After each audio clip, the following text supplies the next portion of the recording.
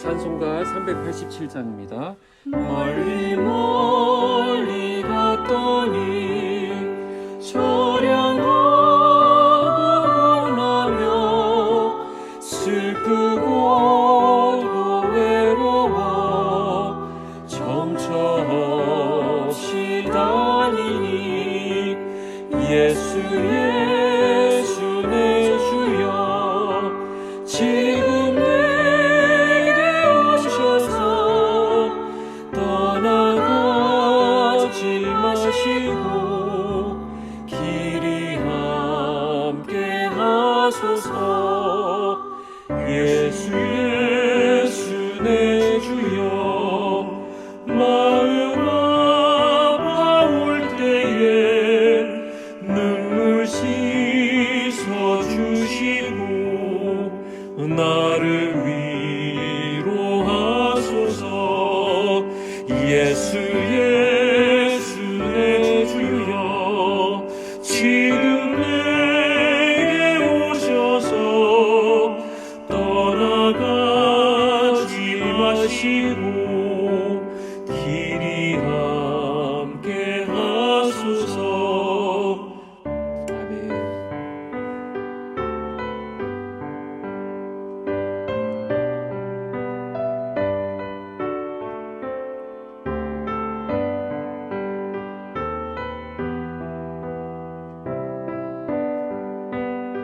삼절 하겠습니다.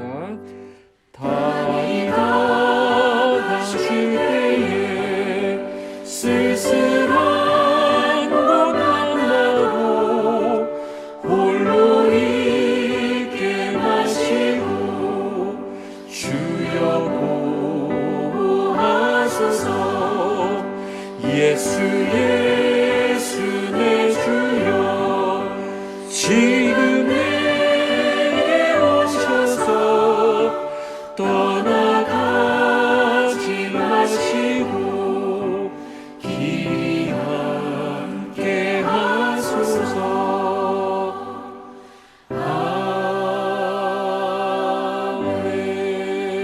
아멘. 오늘 본문은 누가복음 2장 41절에서 47절까지의 말씀입니다. 그의 부모가 해마다 6월절이 되면 예루살렘으로 가더니 예수께서 12살 되었을 때 그들이 이 절기의 관례를 따라 올라갔다가 그 날들을 마치고 돌아갈 때 아이 예수는 예루살렘에 머무셨더라. 그 부모는 이를 알지 못하고 동행 중에 있는 줄로 생각하고 하룻길을 간 후 친족과 아는 자 중에서 찾되 만나지 못하매 찾으면서 예루살렘에 돌아갔더니 사흘 후에 성전에서 만난즉 그가 선생들 중에 앉으사 그들에게 듣기도 하시며 묻기도 하시니 듣는 자가 다 그 지혜와 대답을 놀랍게 여기더라. 오늘은 예수님의 유년기 어린 시절부터 30세 공생애를 시작하기까지 그 사이에 일어난 일들에 대해서 묵상하게 됩니다. 본문에서 증언하는 것처럼 예수님의 가족은 6월절에 예루살렘에 올라갔고 그때 예수님의 나이는 12살이었습니다. 이것을 두고 어떤 사람들은 예수님께서 성인식을 하기 위해 예루살렘에 가셨다고 말하는데요. 하지만 성인식을 하는 법적 나이는 만 12살이 아니라 만 13살입니다. 그러니까 예수님께서 예루살렘에 가신 것은 이번에 가신 것은 성인식 때문에 가신 것이 아니라는 것을 알 수 있죠. 자, 예수님의 어린 시절과 청소년 시절에 관한 기록은 그 어디에도 없습니다. 다만 오늘 우리가 묵상할 이곳 본문에만 유일하게 기록되어 있기 때문에 이 본문은 예수님의 그 유년 시절을 묵상하는 데 있어서 굉장히 중요한 본문이 됩니다. 여기 나타난 기록을 중심으로 예수님의 성장 과정을 살펴보면서 우리에게 주시는 교훈을 얻었으면 합니다. 첫 번째로 보게 되는 것은 예수님 가정의 이 믿음의 분위기입니다. 요셉과 마리아는 할례할 8일이 되어서 천사가 전해준 이 예수라는 이름을 지었습니다. 모세의 법대로 정결 예식의 날에는 예루살렘에 올라갔다가 시므온과 안나를 만나는 장면이 나옵니다. 그리고 유아기를 거쳐서 이제 어린 소년으로 자라나는 것을 보게 되죠. 41절과 42절에 보면 그의 부모가 해마다 유월절이 되면 예루살렘으로 가더니 예수께서 12살 되었을 때 그들이 이 절기에 관례를 따라 올라갔다가, 예수님 가정은 해마다 올라갔습니다.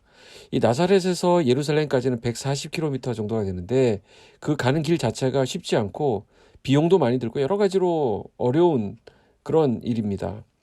또 본문을 보면 요셉과 마리아가 해마다 성전을 방문했다라고 하는 기록을 보면 이 가정은 여러 차례 예루살렘 올라가서 공적 예배에 참석하라는 이 모세의 가르침 또한 율법을 지켰다라는 것을 알 수 있습니다.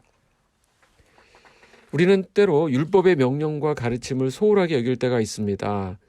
어렸을 때부터 신앙의 가정에서 자라는 것을 마치 무거운 짐이나 진 것처럼, 또 우리가 너무 일찍 신앙생활을 한 거 아닐까? 조금 더 놀다가 신앙생활을 했으면 좋았겠다, 이렇게 생각하시는 분들도 있는데 그렇지 않습니다. 신앙세계에 들어오게 되면 이렇게 예배하고 하나님을 만나고 이런 규례를 따르면서, 말씀을 따르면서 거기서 오는 축복들이 굉장히 많다는 것이죠. 자, 어찌되었든 유월절 절기를 지키고 집으로 가던 중에 하룻길을 가서야 이 예수님이 계시지 않다는 것을 발견하게 됩니다. 그리고 3일이 지나서야 예수님을 만나게 되는데요. 아마도 유월절이 유대인들의 가장 큰 명절이고, 이때는 모든 경건한 유대인들은 예루살렘 성전을 방문하기 때문에 나사렛에서부터 많은 사람들이 아마 동행했을 것입니다. 그런데 그 예루살렘에서 일을 마치고 이제 돌아가면서 하룻길쯤 가서 짐을 풀고 살펴보니까 예수님이 안 보이는 겁니다. 자, 부모 입장에서는 여행길에 아이를 잃으면 어찌 될까요? 네, 거기 그냥 있을 수가 없죠. 혹시 그런 비슷한 경험이 있으신지 모르겠습니다. 저도 아이들이 셋이 있지만 셋 다, 참 놀랍게도 셋 다 잃어버린 경험이 있기 때문에 할 말이 여기에 대해서는 없습니다. 하여튼 그 순간은 머리가 하얘지면서 부모는 정신이 나가죠. 요셉과 마리아는 당연히 예수님이 일행 중에 있을 거라 생각했던 것 같습니다. 집에서 출발할 때는 가족이 함께 출발하지만 예루살렘으로 가는 중에 이제 많은 사람들을 만나게 됩니다. 큰 무리를 이루게 되죠. 거기서 친척도 만나고 지인도 만나고 여러 동행들을 만났을 가능성이 큽니다. 그러니까 거기서 이제 친구들도 만났을 테고, 그러니까 요셉과 마리아, 예수님의 부모는 예수가 당연히 그들 가운데 있을 거라고 생각했던 것 같습니다. 이건 충분히 일어날 수 있는 일이니까 이 말씀 보면서 너무 요셉과 마리아한테 뭐라 하지 않았으면 좋겠습니다. 그러나 이 본문을 묵상하면서 우리가 반드시 적용해야 할 중요한 부분이 있습니다. 요셉과 마리아처럼 자기들이 집으로 가고 있으니 예수님도 당연히 자기들을 따라오고 있을 거라고 추측해서는 안 된다는 것입니다. 뭘 말합니까? 우리가 교회 다닌다고 해서, 내가 크리스찬이라고 해서, 내가 어떤 직분을 가지고 있다고 해서 내가 하는 모든 일에 무조건 예수님이 함께 하실 것이라고 착각해서는 안 된다는 것입니다.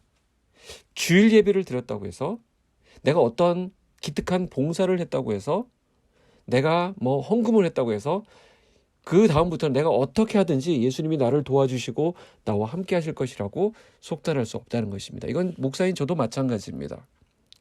그래서 우리는 매일 매순간 주님의 임재 앞에 서서 주님의 은혜를 구해야 되는 것입니다. 그렇지 않으면 우리는 어느 순간, 아차하는 순간 주님과 멀어져 있게 됩니다.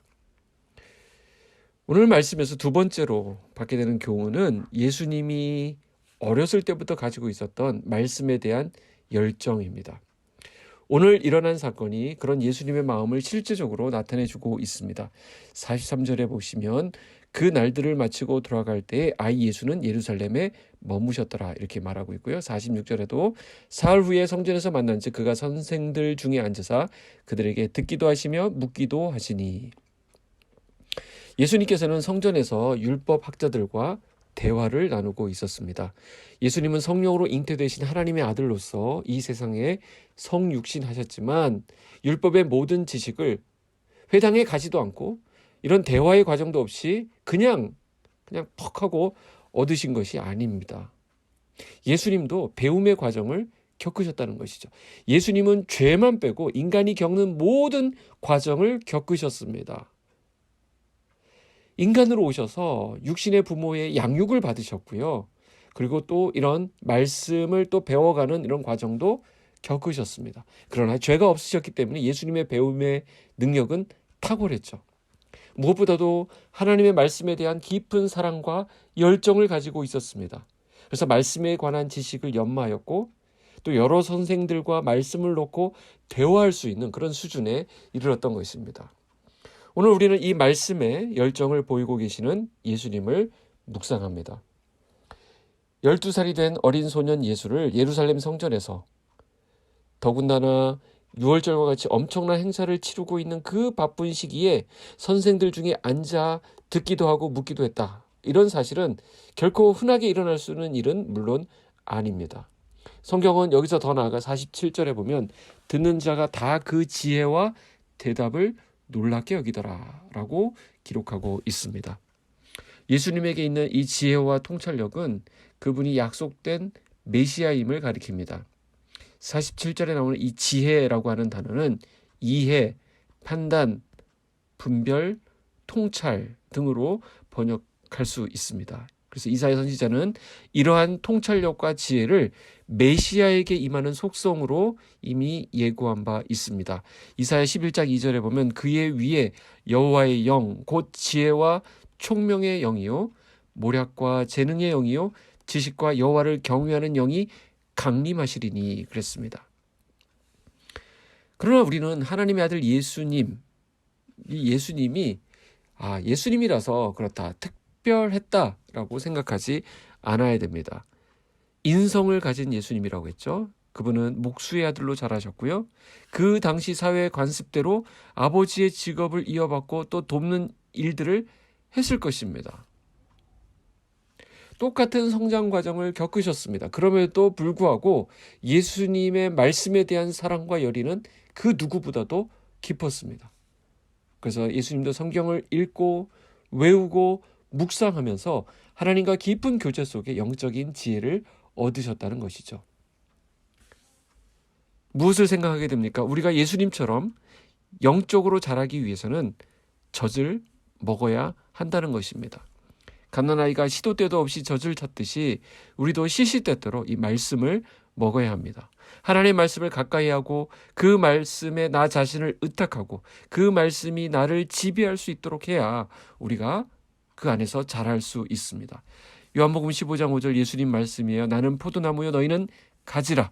그가 내 안에 내가 그 안에 거하면 사람이 열매를 많이 맺나니 나를 떠나서는 너희가 아무것도 할 수 없음이라. 여기 거하다라는 말이 나오는데 다른 번역본으로 보니까 여기 거하다라는 말을 머물러 있다라고 표현하기도 합니다.